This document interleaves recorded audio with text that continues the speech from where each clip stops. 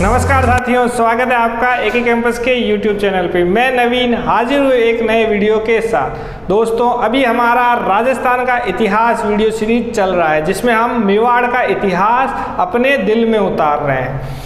इससे पहले के दो वीडियो में मेवाड़ के इतिहास का परिचय हमने देखा था। उन वीडियो में जो आपने स्नेह दिखाया उसका तहे दिल से शुक्रिया। ऐसे ही हमसे जुड़ते रहिए, हम ऐसे ही प्रेरणादायक वीडियो बनाते रहेंगे। इस वीडियो में दोस्तों हम लोग मेवाड़ के शासकों के बारे में जानेंगे, उनकी कहानी को समझेंगे और उस कहानी को अपने दिल में उतारेंगे। गुहिल वंश के मूल पुरुष थे गुहादित्य। गुहादित्य ने 566 ईस्वी में मेवाड़ में गुहिल राजवंश की स्थापना की थी। इन्होंने हूण शासक मिहिर को हराया था। हूण शासक मिहिर को हराया था और अपनी राजधानी नागदा, जो कि उदयपुर में स्थित है, वहां पर बसाई। अब गुहादित्य का जो नाम पड़ा था, इसके पीछे एक अनोखी कहानी है। हुआ क्या था, गुहादित्य के पिता थे शिलादित्य और उनकी रानी थी पुष्पावती। शिलादित्य के राज्य पर कुछ विदेशी आक्रमणकारियों ने हमला किया और उनके राज्य को पूरी तरीके से तहस नहस कर दिया। अब संयोग से शिलादित्य की पत्नी रानी पुष्पावती उस समय तीर्थ यात्रा अम्बा भवानी के यहाँ गई हुई थी। वो उस समय गर्भवती भी थी, तो उन्होंने एक बच्चे को जन्म दिया एक गुफा में। यह जो बच्चा था वह आगे चलकर गुहिल वंश का स्वामी बनता। इस बच्चे का गुफा में जन्म होने के कारण इसका नाम पड़ा गुहिल या गुह दत्त, जो कुछ जगह पर गुहिल्य के रूप में भी प्रचलित है। तो गुहिल राजवंश का नाम भी इस बच्चे के नाम पर पड़ा, गुहिल राजवंश, और आगे चलकर इनका नाम गुहिल से गुहादित्य पड़ गया। इन्होंने 566 ईस्वी में गुहिल राजवंश की स्थापना की थी हूण शासक मिहिर को हराकर। अब जो गुहादित्य के बारे में हमें जानकारी मिलती है वो कवि राजा श्यामल दास की पुस्तक वीर विनोद से मिलती है। वीर विनोद राजस्थान की एक प्रामाणिक इतिहास का स्रोत है। ये ध्यान रखना दोस्तों, वीर विनोद कवि राजा श्यामल दास द्वारा लिखी गई है, जिसमें गुहादित्य के बारे में उल्लेख किया गया। दोस्तों, गुहादित्य के बाद में मेवाड़ में गुहिल वंश के अगले शासक बने बप्पा रावल। ऐसा माना जाता है कि बप्पा रावल ही गुहिल वंश के वास्तविक संस्थापक थे। हमने अभी देखा था कि गुहादित्य को गुहिल वंश का मूल संस्थापक या मूल पुरुष या आदि पुरुष माना जाता है, लेकिन वास्तविक संस्थापक जो है वो किसको माना जाता है? बप्पा रावल को। इन्होंने चित्तौड़ में अपने साम्राज्य की नींव रखी और नागदा को अपना राजधानी बनाया था। अब दोस्तों, इनका जो मूल नाम था वो था काल भोज, और बप्पा जो थी इनका प्रचलित नाम था, और रावल इनको उपाधि दी गई थी। इनको उपाधि दी। तो बप्पा रावल जो थे ये हारित ऋषि के आश्रम में रहते थे।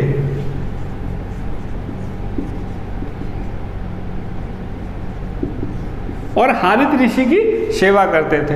अब हारित ऋषि जो थे बप्पा रावल की सेवा से प्रसन्न हुए और इन्होंने इनको आशीर्वाद दिया कि भविष्य में आप चित्तौड़ के शासक बनेंगे।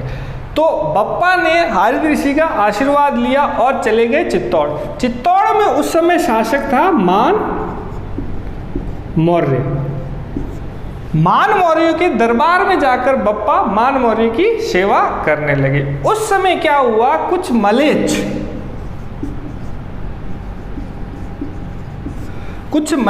पश्चिम से मेवाड़ पर, चित्तौड़ पर आक्रमण करते हैं। अब वो इतने शक्तिशाली थे कि मान मौर्य के दरबार में जो भी सामंत थे वो सभी इन मलेच्छों की ताकत को देख के डर गए थे। मान मौर्य ने सभी सामंतों को बोला कि इन मलेच्छों का सामना करें, लेकिन किसी की हिम्मत नहीं हुई। तब मान मौर्य ने बप्पा रावल को यह चुनौती स्वीकार करने के लिए कहा।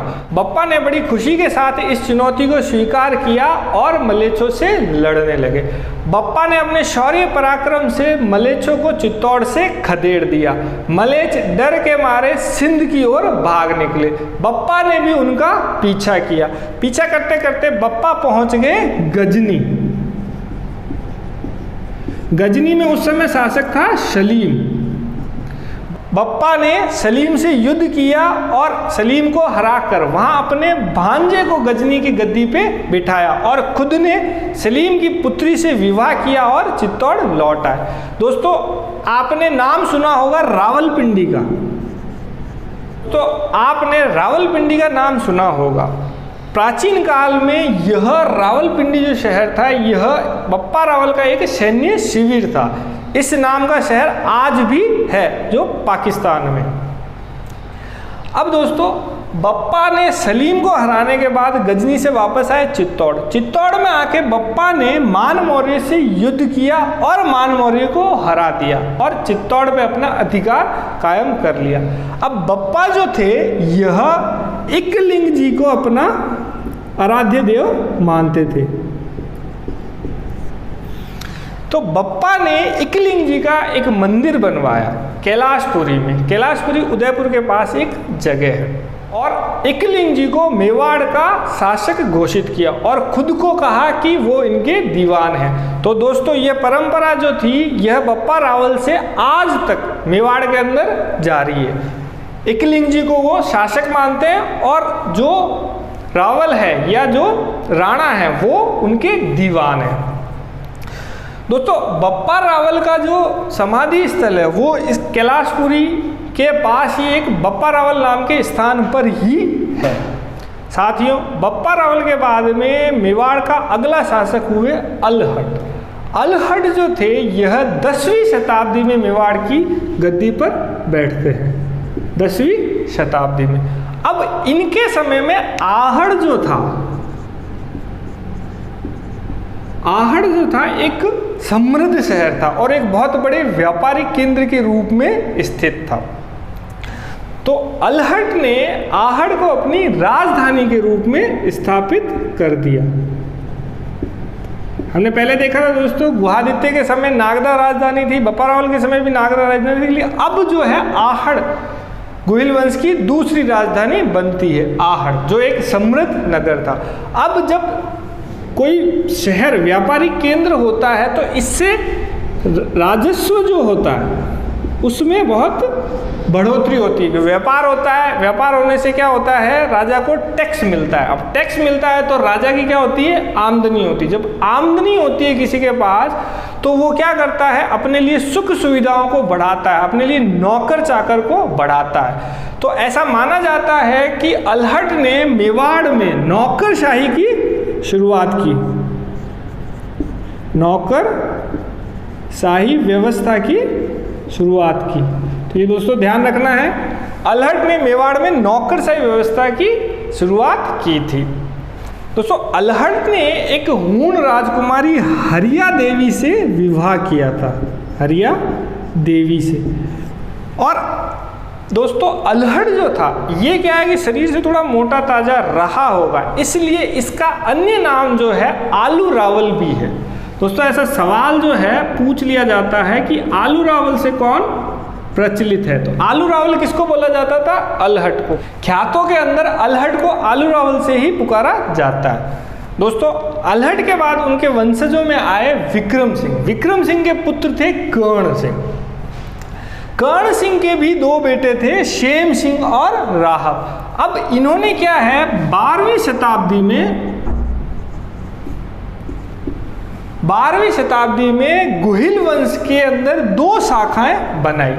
अब जो कर्ण सिंह के बेटे शेम सिंह थे, इन्होंने रावल शाखा की शुरुआत की, और जबकि इनके दूसरे बेटे राहब, जैसा कि नाम से स्पष्ट कर सकते हैं हम, राह पर एक नई राह पर निकले। और इन्होंने क्या है, एक सिसोदा गांव बसाया और वहां से राणा शाखा की शुरुआत की थी।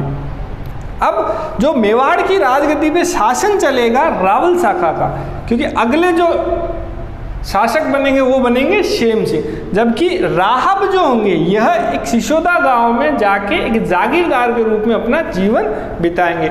यह वापस मेवाड़ की गद्दी संभालेंगे जब रावल रतन सिंह के साथ में रावल शाखा जो होगी वो खत्म हो जाएगी। फिर आएगी सिसोदिया शाखा जो राणा हमीर के द्वारा वापस स्थापित की जाएगी। इसके बारे में हम देखेंगे दोस्तों आगे, लेकिन अभी हम आते हैं शेम सिंह पे। शेम सिंह जिन्होंने रावल शाखा की शुरुआत की, इनके 2 पुत्र थे, सामंत सिंह और कुमार सिंह। शेम सिंह के बाद राजगद्दी पे बैठे सामंत सिंह। अब सामंत सिंह जो थे 1172 ईस्वी में मेवाड़ की गद्दी पर बैठते हैं। फिर इनके काल के अंदर मेवाड़ पर एक कीतू चौहान, नाडोल का जो चौहान था, उसने हमला किया और उनको हरा दिया और मेवाड़ पे कब्जा कर लिया। कीतू चौहान, जिसका दूसरा नाम है कीर्तिपाल। पूरे राजस्थान के इतिहास में केवल एक ही ऐसा चौहान शासक रहा है जिसने मेवाड़ पे कब्जा किया था, वो है कीतू चौहान या कीर्तिपाल। तो 1117 में कीतू चौहान ने मेवाड़ पे कब्जा किया। अब यह बात जो थी कुमार सिंह को अच्छी नहीं लगी, वो बहुत क्रोधित हो गया, तो उसने अपनी सेना को वापस से इकट्ठा किया और 1179 ईस्वी में 1179 ईस्वी में कीतू चौहान से लड़ाई की, कीतू चौहान को हराया और चित्तौड़ पर अपना पुनः शासन स्थापित कर लिया। अब इन्हीं के वंशज हुए आगे जैत्र सिंह। दोस्तों, कुमार सिंह के बाद में मेवाड़ के अगले शासक बनते हैं जैत्र सिंह। जैत्र सिंह अपने समय के सबसे प्रतापी शासक थे। इनकी प्रशंसा यहाँ तक कि दुश्मन भी करते थे। तो गोपीचंद ओझा, डॉक्टर गोपीचंद ओझा ने इनकी प्रशंसा में लिखा है कि यह ऐसे प्रतापी शासक थे कि दुश्मन भी इनके सामने नतमस्तक थे। दोस्तों, जैत्र सिंह ने जो थे 2 दिल्ली के सुल्तानों को हराया था, 2 दिल्ली के सुल्तानों को हराया था। एक थे इल्तुतमिश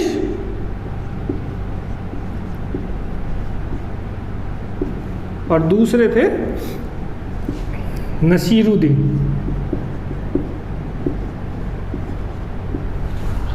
अब इल्तुतमिश के साथ में इन्होंने बुताला का युद्ध लड़ा था, बुताला का युद्ध।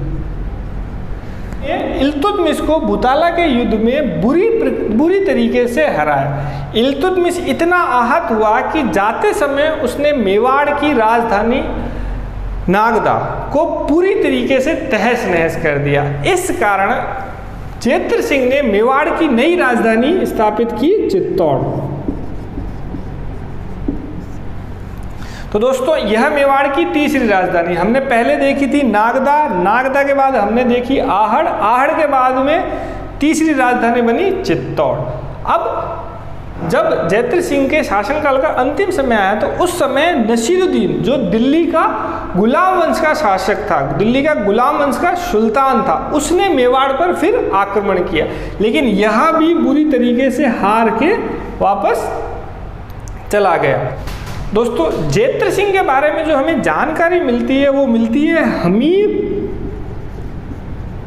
मद मर्दन नाम के ग्रंथ से। हमीर मद मर्दन राणा हमीर पर लिखा गया एक ग्रंथ है जिसकी रचना जय सिंह सूरी ने की थी। इसी हमीर मद मर्दन ग्रंथ में ही जैत्र सिंह द्वारा दिल्ली के सुल्तानों को हराने की कहानी का ब्यौरा मिलता है हमें। दोस्तों, जैत्र सिंह के बाद में मेवाड़ के अगले शासक बने तेज सिंह। तेज सिंह, जैसा कि नाम से इनके स्पष्ट है, बहुत बुद्धि में तेज थे। तो इन्होंने अपने लिए 3 उपाधियां ग्रहण की। सबसे पहले परम भट्टारक, या वो व्यक्ति जो सबसे ऊंचे पद वाला है, सबसे ऊंचे सम्मान वाला है। इसके बाद परमेश्वर सबके ऊपर, फिर महाराजा धीराज। तो इनके द्वारा जो 3 उपाधियां ग्रहण की गई थी, परम भट्टारक, परमेश्वर और महाराजा धीराज। अब दोस्तों तेज सिंह का जो काल था मेवाड़ का स्वर्ण काल माना जाता है। इस काल में मेवाड़ ने सांस्कृतिक प्रगति बहुत अच्छी की थी। इस समय पहला मेवाड़ का चित्रित ग्रंथ तैयार किया गया, श्रावक प्रतिक्रमण सूत्र चूर्णे। दोबारा बोलता हूं, श्रावक प्रतिक्रमण सूत्र चूर्णे। 2, 3, 4 बार बोलोगे तो अपने आप से दिमाग में बैठ जाएगा। श्रावक प्रतिक्रमण सूत्र चूर्णी, यह जो ग्रंथ था इसको 1260 ईस्वी में तैयार किया गया था कमल चंद्र द्वारा, कमल चंद्र द्वारा। दोस्तों तेज सिंह की जो पत्नी थी जैतल देवी, उन्होंने चित्तौड़ दुर्ग में एक श्याम पार्श्वनाथ मंदिर का निर्माण भी करवाया था। तो दोस्तों यह जो काल है मध्य मेवाड़ के मध्यकाल का स्वर्ण काल माना जाता था तेज सिंह का शासन। दोस्तों तेज सिंह के बाद अगला शासक आता है समर सिंह। समर सिंह के जो 2 पुत्र हुए, एक हुए रावल रतन सिंह और दूसरे हुए कुंभकर्ण। कुंभकर्ण जो थे वो चले गए नेपाल और वहाँ पे शाही वंश की स्थापना की, जबकि रावल रतन सिंह थे उन्होंने मेवाड़ की राजगद्दी संभाली। अब यह रावल रतन सिंह जो है इनकी पत्नी थी पद्मिनी। तो दोस्तों अब हम जो है रानी पद्मिनी की प्रेम कहानी का अध्ययन करेंगे और साथ में जानेंगे कि इस रावल रतन सिंह और पद्मिनी की कहानी में विलियन जो है एके राइफल नाम से। तो दोस्तों देखेंगे हम रानी पद्मिनी की सुंदरता, उनकी बुद्धिमत्ता और एके की दुश्मनी। प्यारे दोस्तों आपको हमारा वीडियो कैसा लगा हमें कमेंट करके बताइए। हमारे वीडियो को लाइक करें, शेयर करें, सब्सक्राइब करें। आपका बहुत बहुत धन्यवाद।